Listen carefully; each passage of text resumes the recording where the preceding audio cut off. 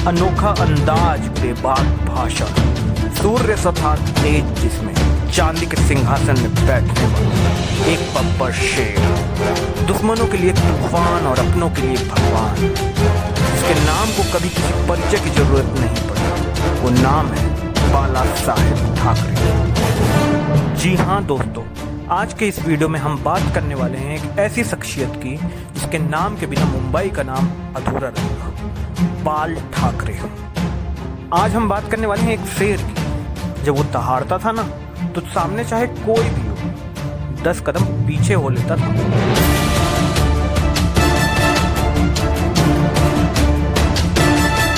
बात करते हैं इनकी अर्ली लाइफ के बारे में। तो ठाकरे साहब का जो जन्म था वो 23 जनवरी 1926 में हुआ था। इनकी माता जी का नाम रामाबाई और पिता की बात की जाए तो केशव सीताराम ठाकरे, जिनको प्रबोधनकर भी बोला जाता था, इनके पिताजी थे। एक बहुत बड़े सोशल एक्टिविस्ट थे जिन्होंने 1950s में संयुक्त महाराष्ट्र मूवमेंट में अपना योगदान दिया था। ऐसा कई बार होता है ना दोस्तों कि हमें किसी न किसी से प्रेरणा मिलती है। जैसे किसी इंसान को डॉक्टर बनना है तो हो ना हो उसने किसी डॉक्टर को कोई अच्छा काम करते हुए देखा होगा, तो वो डॉक्टर बनना चाहता है, तो उसने उस डॉक्टर से प्रेरणा ली है। बस उसी तरह बाला साहेब की प्रेरणा उनके पिताजी थे। तो बाला साहेब ठाकरे की बात करेंगे तो इनका सफ़र एक कार्टूनिस्ट के तौर पे शुरू हुआ था, और कोई ऐसी वैसी कार्टून नहीं बनाया करते थे, बड़े व्यंग्यात्मक कार्टून बनाया करते थे। एक तीखी सोच हुआ करती थी इनके बनाए हुए कार्टून्स के पीछे। और कहाँ पे ये जॉब किया करते थे? फ्री प्रेस जर्नल मुंबई में। आपको बताना चाहूँगा कि बाला साहेब ठाकरे का इतना वर्चस्व था कि जो मुंबई कभी नहीं रुकती है, हमेशा अपनी चकाचौंध के लिए जानी जाती है, उसी मुंबई की रौनक को बाला साहब अपने एक इशारे में सन्नाटे में बदल दिया करते थे। और देखते ही देखते 1960 में इन्होंने अपनी खुद की जर्नल स्टार्ट की अपने भाई श्रीकांत ठाकरे के साथ मिलकर, और नाम रखा मार्मिक। आपको बता दूं कि टोटल 10 भाई बहन हैं ये, जिनमें बाला साहेब सबसे बड़े हैं और हमें बड़े अच्छे लगते हैं। श्रीकांत ठाकरे की बात की जाए तो इन्होंने बहुत सपोर्ट किया है बाला साहेब का। श्रीकांत ठाकरे के बेटे का नाम है राज ठाकरे। हूबहू बाला साहेब की तरह हैं ये, बोलने की स्टाइल से लेके कार्टून बनाने तक एकदम बाला साहेब की कॉपी है। आपको बता दूं कि उन दिनों मराठियों को बहुत प्रताड़ित किया जाता था। न उन्हें नौकरी मिलती थी, न खाने को मिलता था, न रहने को मिलता था, और यही बात बाला साहेब को बहुत खटकती थी। तो कुल मिला के इन्होंने मार्मिक लॉन्च कर दी। तो इसमें कार्टून बनाया करते थे वो, और सीधा व्यंग करते थे नॉन मराठी लोगों पे, मेनली साउथ इंडियंस पे। यहाँ तक इन्होंने ये भी कह दिया था कि लुंगी हटाओ पुंगी बजाओ। बाला साहेब का सीधा सा कहना था कि महाराष्ट्र की हर चीज़ में, चाहे वो नौकरी हो या कुछ भी हो, सबसे पहला हक मराठियों का है। इस बीच एक बहुत अच्छी स्टोरी याद आ रही है। नहीं, सुनना तो पड़ेगा भाई लोग। एक दिन बाबूराव पेंटर इनके घर आए थे। दीवार में एक बहुत अच्छी पेंटिंग देख इन्होंने बाला साहेब के पिता से पूछा, ये किसने बनाई है? उनके पिता ने कहा, इसे बाल ठाकरे ने बनाया है। बाबूराव ने बाला साहेब से पूछा, क्या बनना चाहते हो बेटा? बाला साहेब ने कहा, मुझे स्कूल ऑफ आर्ट्स में एडमिशन लेना है। ये सुनकर बाबूराव ने उनके पिता केशव ठाकरे से कहा, इसे स्कूल मत भेजिए, ये पहले से ही बहुत अच्छा चित्रकार है, इसे मेरे साथ भेजिए, मैं इसे और अच्छा चित्रकार बना दूंगा। उस दिन के बाद उन्होंने पढ़ाई छोड़ दी और पढ़ाई को कह दिया टाटा बाय बाय। सब कुछ बढ़िया चल रहा था, किसी प्रकार की कोई दिक्कत नहीं थी। ये सब के बाद भी वो संतुष्ट नहीं थे। वो एक ऐसी पार्टी बनाना चाहते थे जो महाराष्ट्र के लोगों के लिए बात करे, कुल मिला के मराठी मानुस के लिए बात करे। आपको बता दूं कि इन्होंने फिर अपनी एक पत्रिका भी शुरू की और नाम रखा सामना। आपने नाम सुना होगा इसका, बहुत ज़्यादातर न्यूज़ में रहती है अपने बोल्ड बयानों को लेकर। बहुत जल्द बाला साहेब को ये समझ आ गया था कि मराठी मूवमेंट ऐसे सक्सेस होने वाला नहीं है। तब जाकर इन्होंने एक संगठन बनाया और नाम रखा महान छत्रपति शिवाजी महाराज के नाम पर, शिवसेना।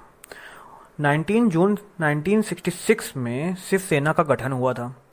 क्या है कि उस टाइम मराठियों की कोई आवाज़ तो थी नहीं, तो मराठियों ने जब ये देखा कि एक व्यक्ति हमारे लिए कुछ कर रहा है, मराठी मानुस के लिए कुछ कर रहा है, तो इसी वजह से बहुत ज़्यादा मात्रा में लोग इस संगठन से जुड़ने लगे। सिर्फ और सिर्फ मराठियों की राइट्स की बात किया करते थे बाला साहेब। आपको बताना चाहूँगा कि डेली शिवसेना के दफ्तर में सैकड़ों मराठी आया करते थे और अपना नाम रजिस्टर कराया करते थे कि वी आर अनएम्प्लॉयड, हमें जॉब चाहिए।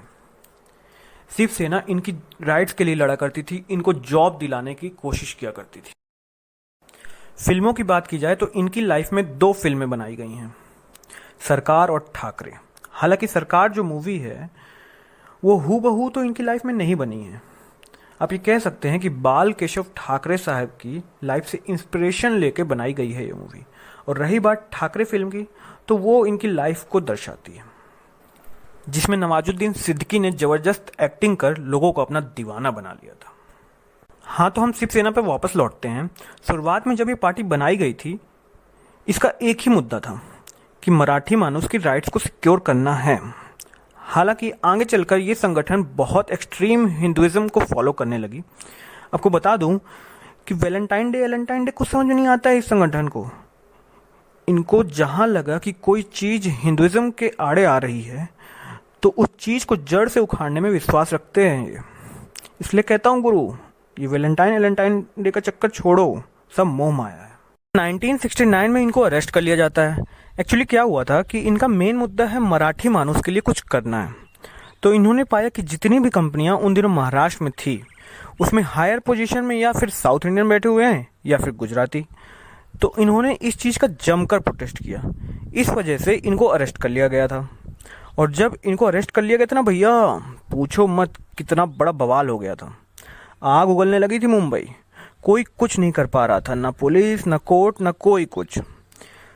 तब जाकर चीफ मिनिस्टर साहब ने खुद उनसे रिक्वेस्ट की थी कि इस चीज़ को सिर्फ आप ही रोक सकते हैं बाला साहब। आपको बता दूं कि बाला साहब की सिर्फ एक अपील में सब लोग शांत हो गए थे and then everything is back to normal. देखते देखते साल 1975 आ जाता है। आपको याद है इमरजेंसी लगाई गई थी उस वक्त इंदिरा गांधी जी के द्वारा। बहुत लोगों ने इस चीज़ को क्रिटिसाइज भी किया था, पर बाला साहब ने खुलकर सपोर्ट किया था इंदिरा गांधी जी का। इस कारणवश बाद में इनके घर में बहुत पथराव भी हुआ था। बाला साहब ने अपने एक इंटरव्यू में कहा था कि वो हिटलर के बहुत बड़े मुरीद हैं। हालांकि उन्होंने ये भी कहा था कि मैं हिटलर की हर बात को सपोर्ट नहीं करता, बस मैं उन चीज़ों को सपोर्ट करता हूँ जिसकी वजह से हिटलर ने ये दिखा दिया था कि जर्मनी किसी देश से कम नहीं है। उन्होंने ये भी कहा था कि इस देश को एक रिबेल की जरूरत है। आगे चल के 1992 में बॉम्बे में रॉयट्स होने लगते हैं, जब बाबरी मस्जिद डेमोलिश कर दी गई थी, याद है ना आप लोगों को। फिर 1993 में बॉम्बे में ब्लास्ट होते हैं।